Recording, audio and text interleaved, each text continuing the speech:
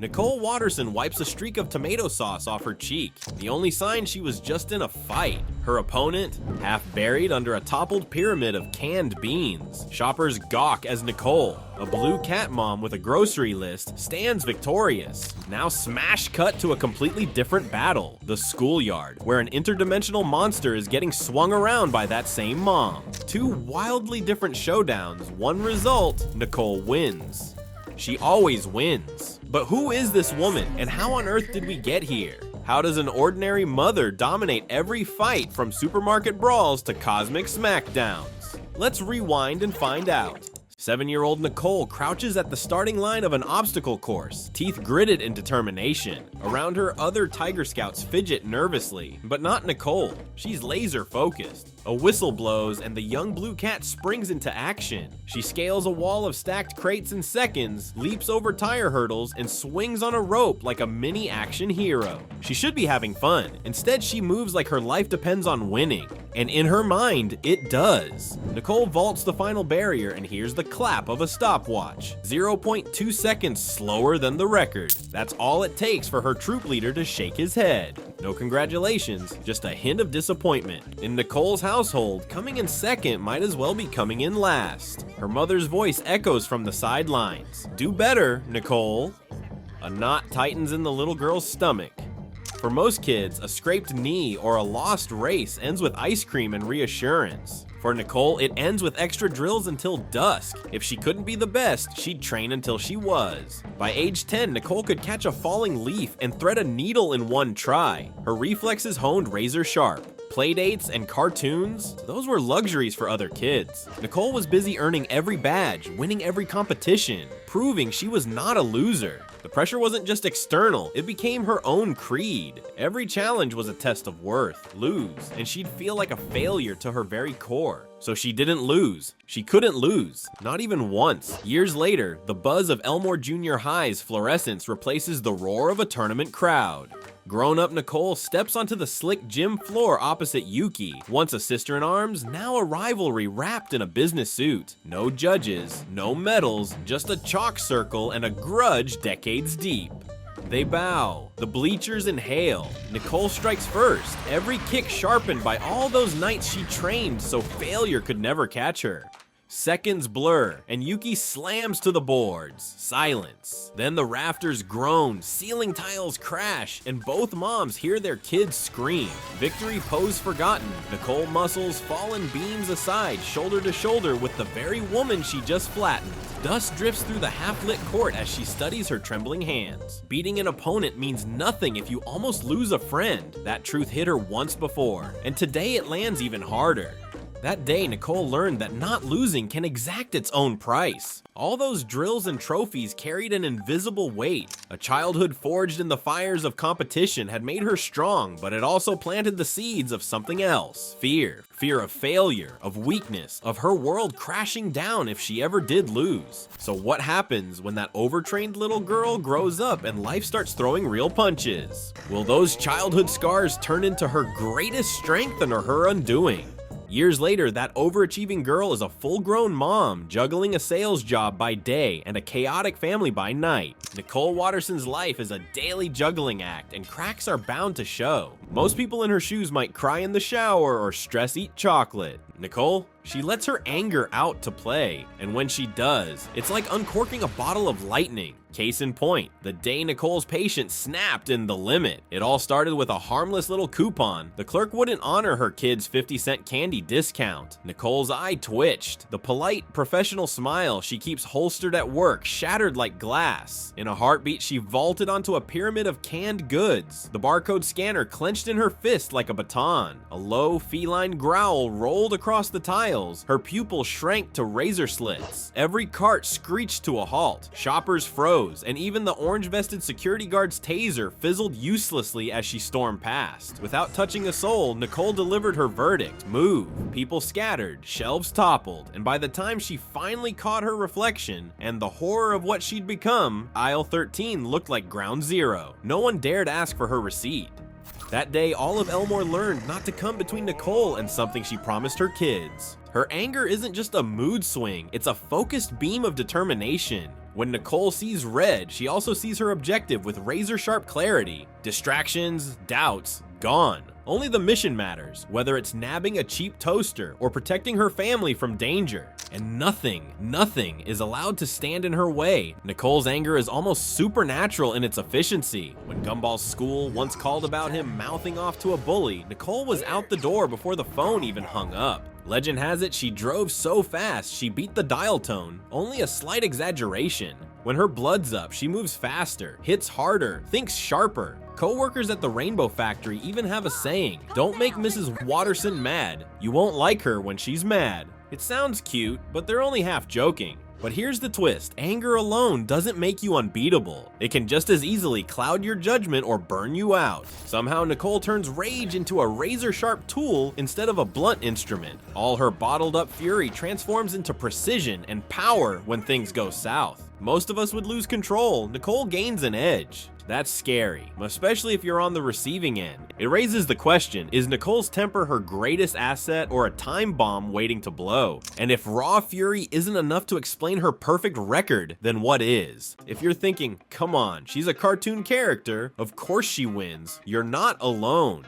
In the amazing world of Gumball, reality takes a vacation. This is a town where a T-Rex goes to school, a banana is your classmate, and gravity is optional. Sure, Nicole has the home field advantage of cartoony physics, but even in a world as bonkers as Elmore, Nicole Watterson stands out as a one-woman wrecking crew. The laws of nature don't just bend for her, they step aside and let her sprint through. And maybe it doesn't hurt that she's a cat. Cartoon cats have a habit of always landing on their feet, and sometimes on other people's heads. Think of the wildest action scene in Gumball. Nicole is probably at the center of it.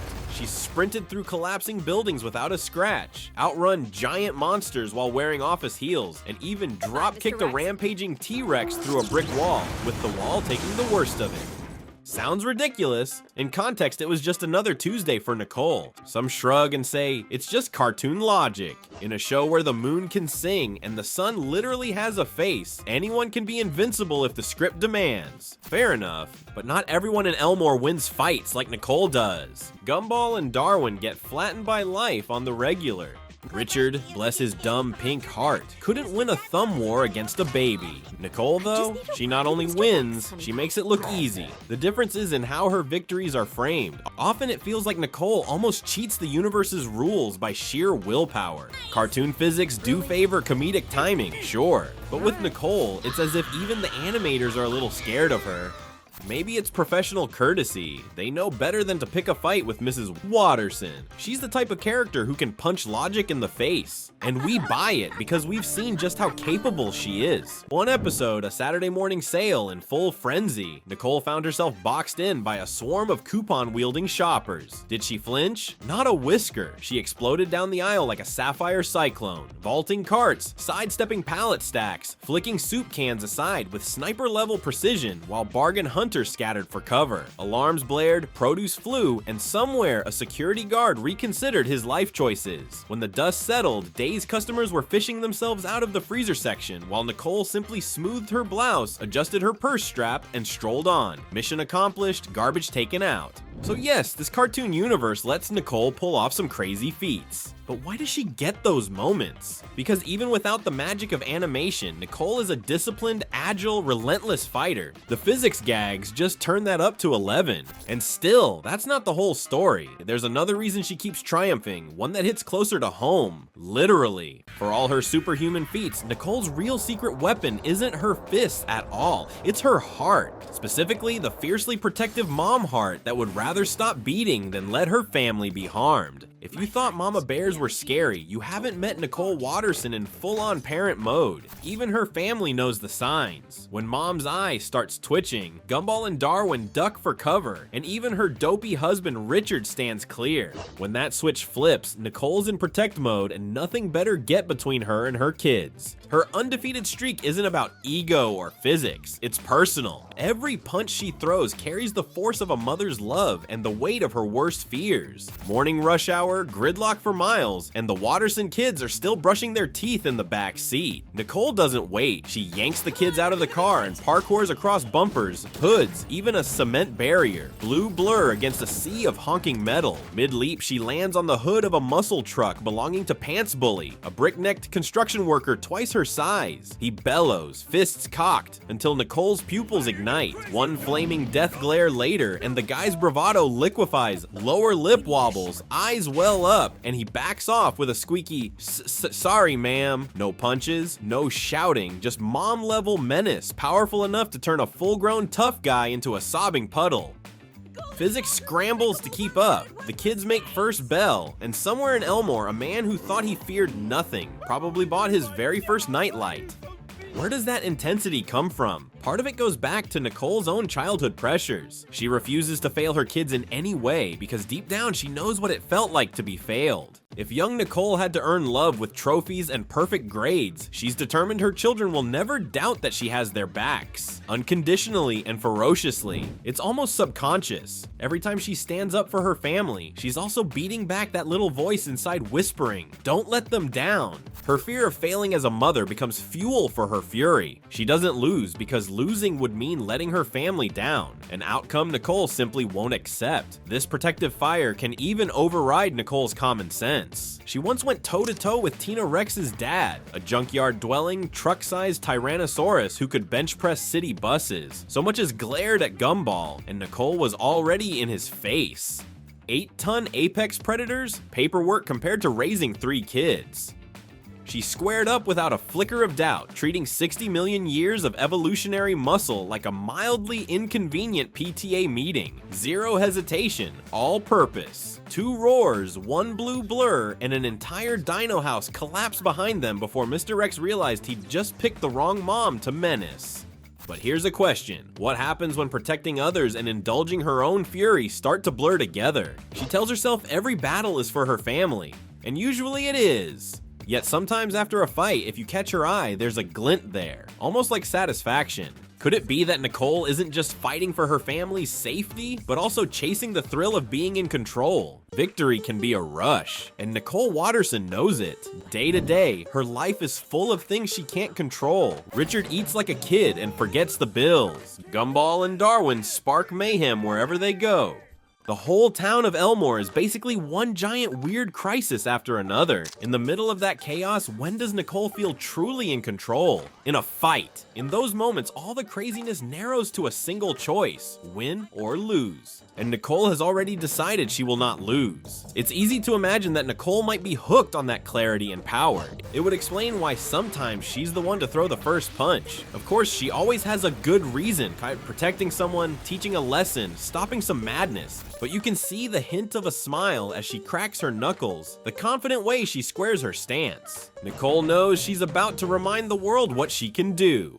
And part of her loves it. Nicole isn't some loose cannon looking for thrills. She's a hero. She fights to keep others safe, not for fun. True enough, she doesn't go around picking random fights. But even heroes aren't immune to adrenaline. The danger is when pride edges into hunger, when the rush of winning becomes something she needs.